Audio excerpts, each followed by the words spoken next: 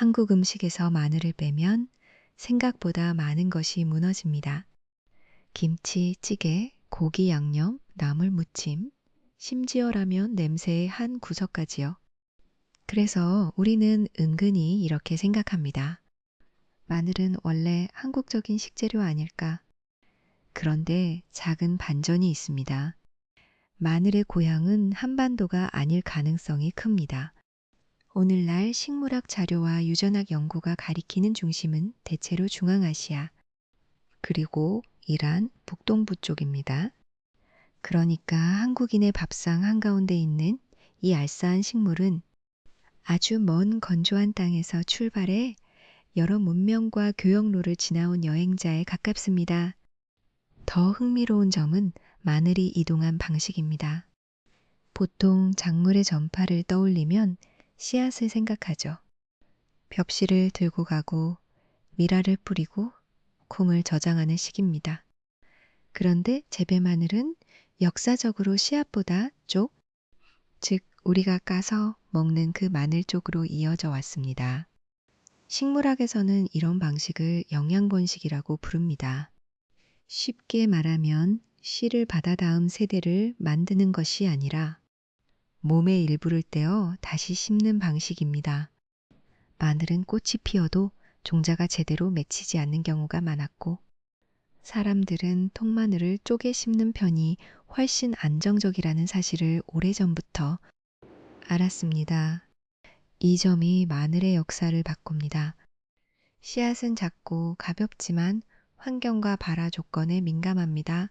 반면 마늘 쪽은 이미 먹을 수 있는 저장기관이자 심으면 다시 자랄 수 있는 번식체입니다. 여행자가 주머니나 짐 속에 넣고 이동하기 좋고 길에서 일부는 먹고 일부는 심을 수도 있습니다. 물론 너무 오래 방치하면 상하지만 당시의 교역과 이주 속도를 생각하면 꽤 실용적인 동반자였을 겁니다. 마늘은 단지 향이 강해서 퍼진 것이 아닙니다.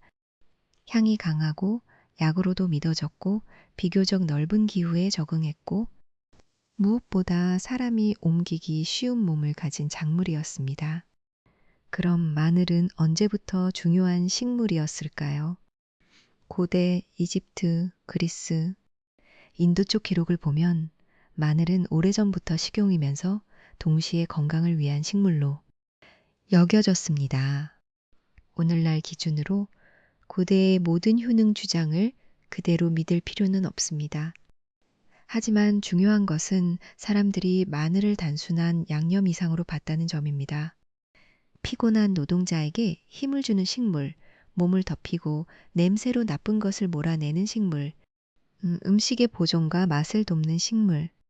이런 믿음은 실제 효능의 문제와 별개로 마늘을 멀리까지 데려가는 강력한 문화적 동력이 됩니다. 맛있는 식물은 팔립니다. 몸에 좋다고 믿는 식물은 더 멀리 팔립니다. 동아시아로 넘어오면 유명한 이름이 등장합니다. 장건입니다.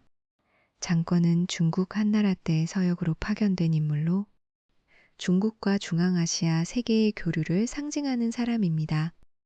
한국 자료에서도 중국 문헌의 전승을 인용해 장건이 서역에서 더 큰 마늘 품종을 가져왔다는 이야기를 소개합니다. 여기서 조심할 점은 있습니다.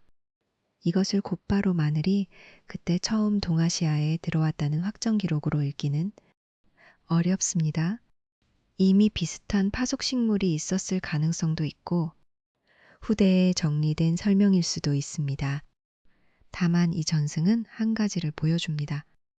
동아시아 사람들이 마늘을 서역, 곧 서쪽의 교류와 연결해 이해했다는 사실입니다. 그렇다면 한반도에는 언제 들어왔을까요? 일반적으로는 중국을 거쳐 전래된 것으로 여겨집니다. 하지만 정확한 첫 도입 연대를 딱 잘라 말하기는 어렵습니다. 문헌 기록은 항상 실제 재배보다 늦게 나타날 수 있고 신화는 역사 기록과 같은 방식으로 읽을 수 없기 때문입니다. 그래도 한반도에서 마늘 재배의 역사가 오래되었다는 점은 여러 자료가 시사합니다. 삼국시대 기록에도 마늘과 관련된 내용이 보이고 이후 한국 음식 문화 속에서 마늘은 점점 더 깊숙이 들어갑니다.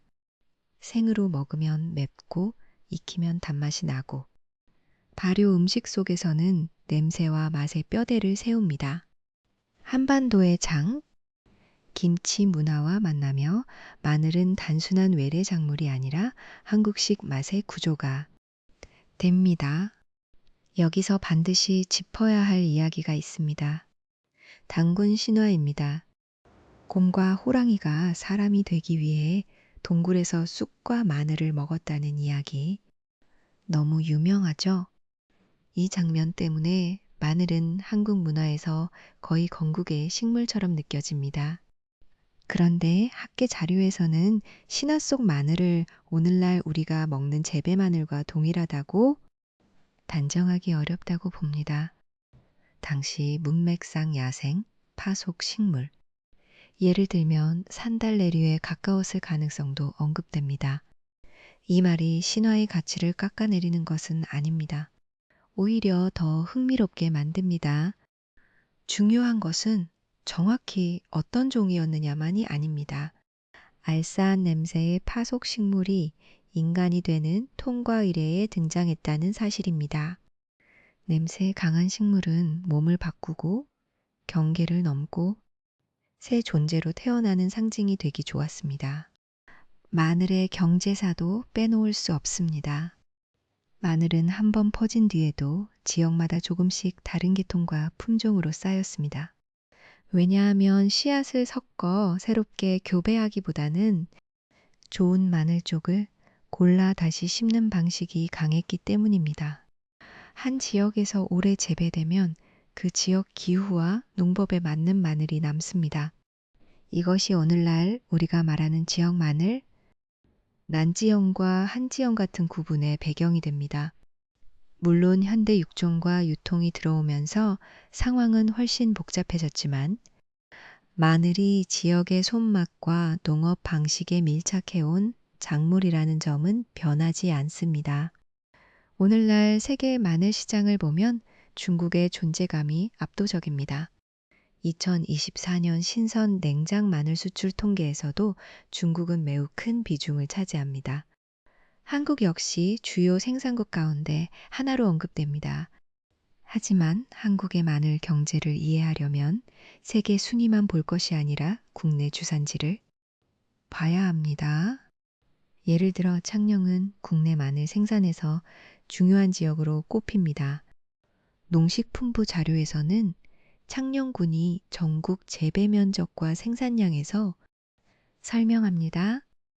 마늘은 이제 신화 속 식물만이 아니라 가격, 수급, 저장, 기계화, 농촌 노동력 문제와 연결된 현실의 작물입니다. 밥상 위 작은 한쪽 뒤에 국제무역과 지역경제가 함께 있는 셈입니다. 여기서 한 가지 재미있는 관점을 더해보겠습니다. 마늘은 완전히 길들여진 작물인가? 라는 질문입니다. 어떤 연구자들은 재배 마늘이 오랫동안 사람 손으로 유지되어 왔지만 씨앗을 통한 안정적 번식과 육종이라는 기준으로 보면 일반적인 곡물의 domestication, 즉 가축화나 작물화와는 조금 다르게 봐야 한다고 설명합니다. 말이 어렵지만 핵심은 단순합니다. 밀이나 벼는 씨앗의 세계에서 인간과 공진화했습니다. 마늘은 쪽의 세계에서 인간과 함께 이동했습니다.